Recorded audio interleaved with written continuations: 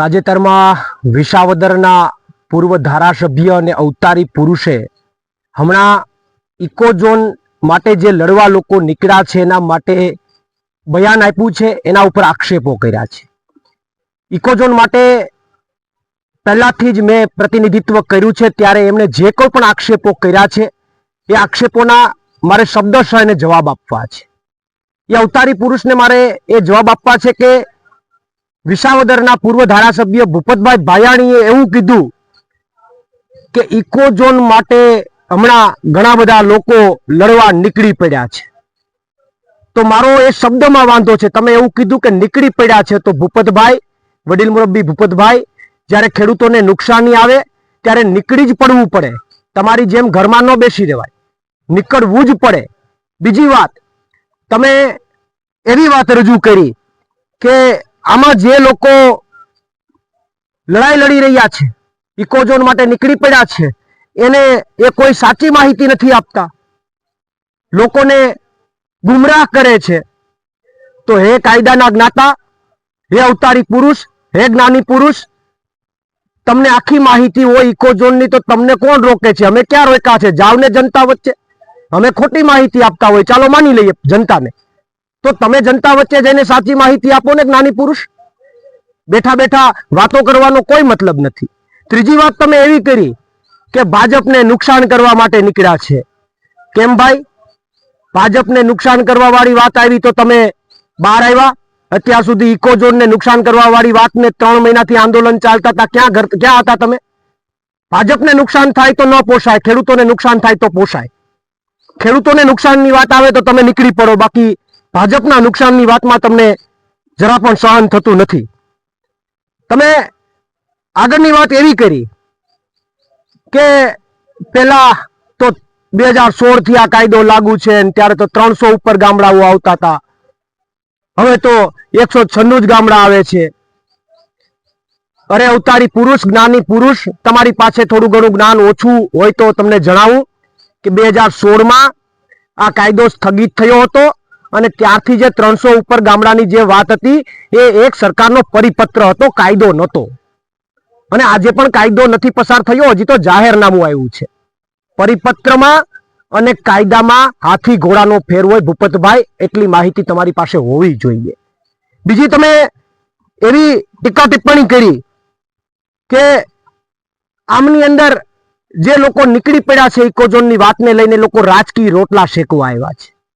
મારે તમને પૂછવું છે, તમે આમ આદમી પાર્ટીના ધારાસભ્ય હતા, પ્રજાએ તમને મત આપ્યા, એમાં તમે પ્રજાનો વિદ્રોહ કરીને ભાજપમાં ગયા, તો ત્યાં શું તમે ભજીયા તળવા માટે ગયા છો?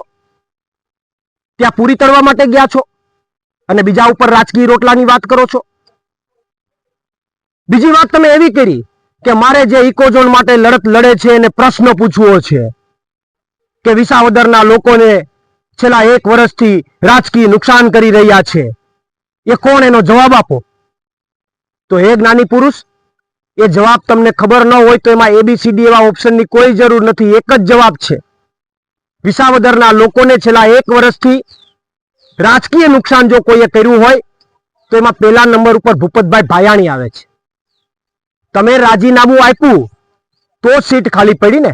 તમે રાજીનામું આપ્યું તો સીટ ધારાસભ્ય વિહોણી થઈ ને. તમે રાજીનામું આપ્યું તો આજે સીટના લોકોને ને ખેડૂતોને આર્થિક નુકસાન થઈ રહ્યું છે ને. આ તો ઉલટા ચોર કોટવાલ કોડાટે. વિસાવદરના લોકોને સૌથી વધારે નુકસાન કરવામાં પહેલો હાથ તમારો છે અને તમે બીજા ઉપર આક્ષેપો કરી રહ્યા છો. એટલે વિસાવદરની ધરતીને જે લોકોને આર્થિક નુકસાન કરવામાં સીધો જવાબ તમને ન આવડતો હોય તો કહી દઉં કે એ ભાઈ છે ભૂપતભાઈ ભાયાણી, અને પછી આખી ભાજપની પાર્ટી જે વિસાવદરના લોકોને ગુમરાહ કરી રહ્યા છે. અને છેલ્લી વાત તમે એમ કરી કે જોજો ખેડૂતોના ખંભે કોઈ બંદૂક ન ફોડી જાય. અરે સાહેબ, ખેડૂતોના ખંભે તો કોઈ બંદૂક નહીં ફોડે, પણ તમારા ખંભે ભાજપ બંદૂક ફોડી ગઈ છે ને તમને ખબર નથી. હવે તમારા ખંભા ઉપર કોક બંદૂક ફોડી જાય ને તમને ખબર ન હોય ને બીજાનું કામ સલાહ આપો છો. ઠીક છે, હવે વાતમાં નથી પડવું, ખોટું તમે યાદ કરશો તો તમને દુઃખ થશે. પણ તમે અમને જે પ્રશ્ન પૂછ્યા તમામ પ્રશ્નોના અને તમામ શબ્દોના મેં જવાબ આપ્યા છે, શબ્દ 6. ત્યારે એક રાજકીય વ્યક્તિ તરીકે આશા રાખું કે હું તમને 3 પ્રશ્ન પૂછવા માંગુ છું, એ 3 પ્રશ્નોના શબ્દશઃ જવાબ આપશો. અને જવાબ આપો એવી હું આશા રાખું છું. પહેલો મારો આપને એ પ્રશ્ન છે કે આપણે જે બયાન આપ્યું એના ઉપરથી મારે તમને પ્રશ્ન પૂછવો છે કે તમે આ ગીર વિસ્તારમાં ઇકો ઝોન લાગુ કરાવવા માંગો છો કે રદ કરાવવા માંગો છો? એનો હા કે નામાં જવાબ આપો. તમારી શું ઈચ્છા છે? બીજો મુદ્દો મારે તમને એ કહેવું છે, બીજો પ્રશ્ન મારો એ છે કે ઇકો ઝોન થી ખેડૂતોને કોઈ ફાયદા થતા હોય એવા 10 ફાયદા ગણાવો. તમે એમ કહો છો ને કે કોઈ સાચી માહિતી નથી આપતું, તો ખેડૂતોને કોઈ ફાયદો થતો હોય એવા 10 ફાયદા ગણાવો. અને ત્રીજો મારો પ્રશ્ન તમને કે તમે એમ કહો છો કે ભાઈ નુકસાન થાય છે ને ગીરના લોકોને ને વિસાવદરના લોકોને નુકસાન થાય છે, તો તમે પ્રજાએ તમને મત આપીને તમને ચૂંટ્યા છે અને પછી તમે પ્રજાનો દ્રોહ કરી અને ભાજપમાં જતા રહ્યા. આ મારે તમને પૂછવું છે કે આ યોગ્ય છે કે નહીં? આ પ્રજા સાથે દ્રોહ કહેવાય? હા કે ના? ખાલી હા કે નામાં જવાબ આપજો. આ 3 પ્રશ્નોના જવાબ ભૂપતભાઈ ભાયાણી હું આશા રાખું છું કે આપ આપશો. અને જો નહીં આપો તો યાદ રાખજો, દરેક સભામાં તમે બોલેલા શબ્દોને યાદ કરી અને ચોક્કસથી હું તમને ટાર્ગેટ કરીશ. અને બીજી વાત, તમે જવાબ નહીં આપો એનો સીધો મતલબ એ થશે કે તમને ભાજપથી પ્રેમ છે, ખેડૂતોથી પ્રેમ નથી. અહીંયા ઇકોઝોન આવે એમાં તમને રસ છે, ખેડૂતોને નુકસાન થાય એમાં રસ છે.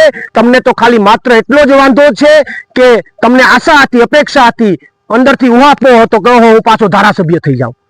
આ વેદના એની છે. ચૂંટણી નથી આવતી એટલે ધારાસભ્ય નથી થવાતું. આ વેદના એ બોલી રહી છે. પણ જો જવાબ આપશો તો આપણે ચોક્કસથી નિષ્પક્ષ ચર્ચાઓ કરીશું, પણ નહીં જવાબ